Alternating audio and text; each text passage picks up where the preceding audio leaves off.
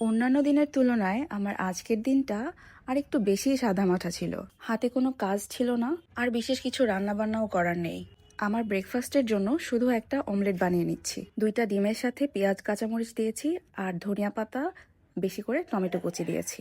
এখন খুব মজা করে দুধ চা বানাবো। কিছুদিন আগেও আমি দুপুরে, বিকালে, সন্ধ্যায়, রাতে যখন তখন চা বানিয়ে খেতাম। এখন এটা বাদ দেওয়ার চেষ্টা করছি। আগেই বলেছি আজকে রান্না বান্নার কোনো ঝামেলা নেই, তাই অল্প একটু করে ভাত আর একটা মাত্র তরকারি রান্না করব। তরকারিটা কি সেটাও তোমাদের সাথে শেয়ার করব। এই রান্নাটা আমার এতই ভালো লাগে, কিন্তু ছোটবেলায় আমি খুব কমই এই রান্নাটা খেয়েছি। আমার আম্মু এটা খুব একটা বানাতো না, কিন্তু যতবারই বানাতো আমি খুব পছন্দ করে খেতাম। ডিমের মধ্যে হলুদ আর লবণ দিয়ে পেঁয়াজ, কাঁচামরিচ, ধনিয়া পাতা সব কিছু একসাথে মিক্স করে এটাকে অমলেটের মতো করে ভাজতে হবে। হলুদটা চাইলে স্কিপ করতে পারো, হলুদ আমার ইচ্ছা হয়েছে তাই দিয়েছি। তারপর এটাকে ভেজে ছোট ছোট করে কেটে নিতে হবে। তারপরে আরেকটা কড়াইতে, মানে যেখানে আমরা গ্রেভিটা রান্না করব, তেল গরম করে পেঁয়াজ বাটা, রসুন বাটা, হলুদ মরিচের গুঁড়া, জিরা ধনিয়ার গুঁড়া, লবণ সব কিছু একসাথে দিয়ে ভালো মতো কষাতে হবে।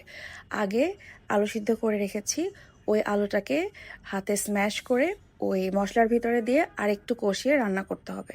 তারপর গরম পানি দিয়ে দিব, আর গরম পানিটা যখন একটু 5 মিনিট রান্না হবে পুরো তরকারির সাথে, তখন এটার ভিতরে ডিমগুলোকে দিয়ে দিতে হবে। ডিমগুলো দিয়ে ঢেকে আরও 10 থেকে 15 মিনিট রান্না করব। তারপরে কাঁচামরিচ আর ধনিয়া পাতা দিয়ে আমরা রান্নাটা শেষ করব।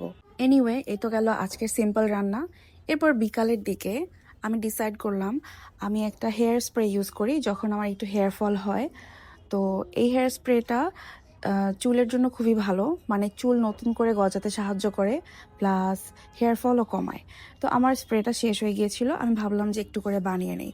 তোমরা তো দেখেছো আমি কি কি দিয়েছি, তোমরা চাইলে নিজেরাও বানিয়ে ইউজ করতে পারো, এটা কিন্তু অনেক ভালো। তো আমি যে বটলে নিব ওই বটলে 50 ml এর মতো ধরবে।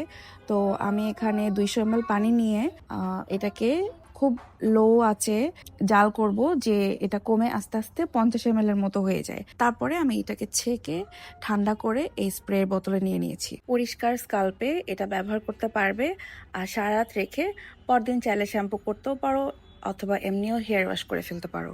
আর যেহেতু তেমন কোনো ব্যস্ততা আমার নেই, তো আমি ভাবলাম আমি ছোট ছোট করে কিচেনের একটা একটা কাজ শেষ করি।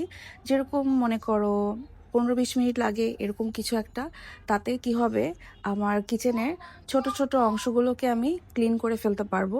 আমার তেমন কোনো এফোর্ট দিতে হবে না, কিন্তু অল্প অল্প করে প্রতিদিন আমার কাজগুলো শেষ হয়ে যাবে। তো সেই প্ল্যান অনুযায়ী কিচেনের ছোট্ট একটা কর্নার ক্লিন করলাম, আর এরপরে সুন্দর করে রেডি হয়ে গেলাম, কারণ আমার নেইবারের বাসায় আমার আজকে ডিনারের দাওয়াত আছে। বাচ্চাদের জন্য সাথে একটা কেক নিয়ে নিলাম। গিয়ে দেখি নানা রকমের খাবার আয়োজন করা হয়েছে। খিচুড়ি, মাছ ভাজি, বেগুন ভাজি, ডিম ভুনা, চিংড়ি মাছ, গরু মাংস, সালাদ, নানান রকমের খাবার। তো আমি খুব মজা করে খেয়েছি, আপুর রান্না অনেক মজা। তার থেকেও বেশি ভালো লাগে ওনার আন্তরিকতা, আর উনি অনেক বেশি ফ্রেন্ডলি। আমি খুব একটা মানুষের সাথে মেশার সময় পাই না, বা খুব একটা গল্প করা হয় না কারোর সাথে সামনাসামনি, কিন্তু ওনার সাথে যখনই দেখা হয় আমি আসলে ঘন্টার পর ঘন্টা পার হয়ে যায়। আর আমি এই ধরনের ডেজার্ট খেতে পছন্দ করি, তাই আমার জন্য স্পেশালি উনি এত সুন্দর আর মজা করে এই ডেজার্টটা বানিয়েছেন। এটা দেখে নিশ্চয়ই বোঝা যাচ্ছে যে এটা কত মজা হয়েছে খেতে। এটা দেখতে যত সুন্দর, খেতে তার থেকে অনেক বেশি মজা। এনিওয়ে, এই তো ছিল আমাদের ছুটির দিনের ব্লগ। কেমন লাগলো তোমাদের আমাকে কমেন্ট করে জানাবে।